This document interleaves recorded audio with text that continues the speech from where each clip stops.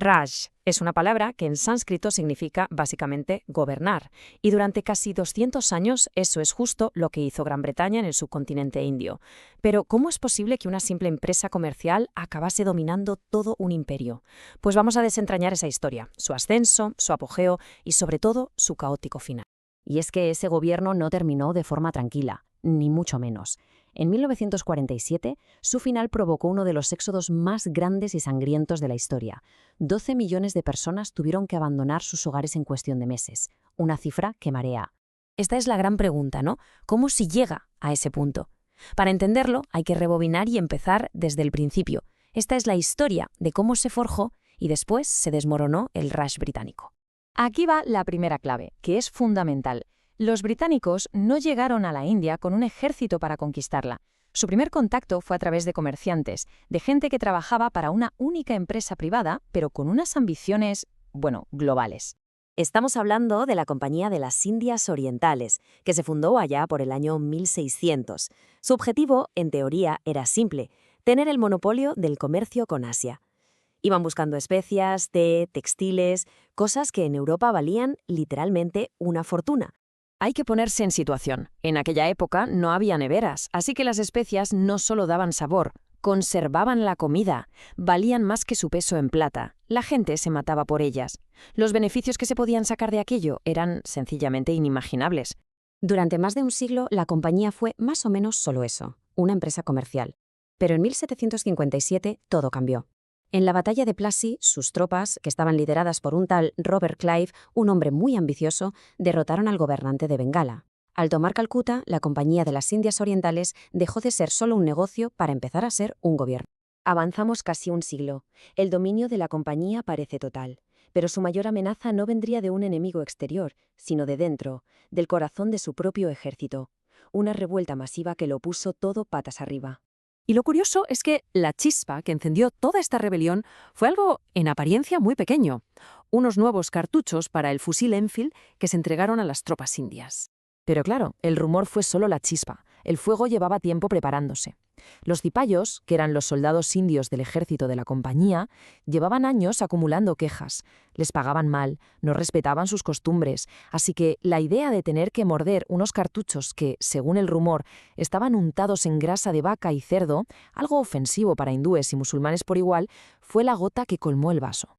Y aquí se ve la magnitud del peligro para los británicos. Sus propias tropas indias les superaban en número 10-1. Si la rebelión salía bien, no era una simple derrota. Significaba el fin de su dominio en la India. Se jugaban el todo por el todo. La rebelión fue aplastada, y con una brutalidad tremenda. Pero el gobierno en Londres entendió el aviso. La Compañía de las Indias Orientales fue disuelta, y la corona británica tomó el control directo. En 1858, la reina Victoria se convirtió en emperatriz de la India. Ahora sí, el Raj británico había comenzado oficialmente. El periodo que vino después fue la cumbre del poder imperial. La India se convirtió en la famosa joya de la corona. Fue una época de construcciones espectaculares, de mucha riqueza, pero también de unas contradicciones profundísimas. Un símbolo perfecto de esa grandeza es la Estación Victoria en Bombay, la actual Mumbai. Se terminó en 1888 y fue el edificio más caro de toda Asia. Es una auténtica catedral gótica, pero dedicada al poder del ferrocarril y del imperio. Pero al lado de esa majestuosidad estaba la otra cara de la moneda. Los británicos introdujeron el rickshaw tirado a mano, y esa imagen, la de un hombre arrastrando a otro, se convirtió en un símbolo muy potente de las divisiones sociales que el propio Raj estaba alimentando. Sin duda, el mayor legado material del Raj fue la red de ferrocarriles. Se construyeron 65.000 kilómetros de vías. Al principio era para mover tropas y exportar materias primas, pero con el tiempo se convirtieron en las arterias que conectaron a toda la nación. Y mientras el imperio construía vías y estaciones, sin saberlo, también estaba plantando las semillas de su propia destrucción. Una nueva fuerza estaba creciendo y estaba liderada por un hombre que iba a desafiar al mayor imperio del mundo, no con armas, sino con una idea. Su nombre, por supuesto, era Mahatma Gandhi. El arma de Gandhi era la desobediencia civil, una filosofía de resistencia pacífica que lo que buscaba era paralizar el sistema desde dentro, hacer que gobernar fuera imposible. Y su método fue metódico y brillante. Empezó por lo básico: defender a los más oprimidos. Después atacó el corazón económico del Raj, animando a la gente a hilar su propia ropa para boicotear la industria textil británica. Y finalmente lo unió todo bajo un lema muy simple pero muy poderoso: Quit India, abandonad la India. El movimiento ganó un impulso trágico e imparable en 1919. En Amritsar, las tropas británicas abrieron fuego contra una multitud desarmada que se manifestaba pacíficamente. Mataron a casi 1000 personas.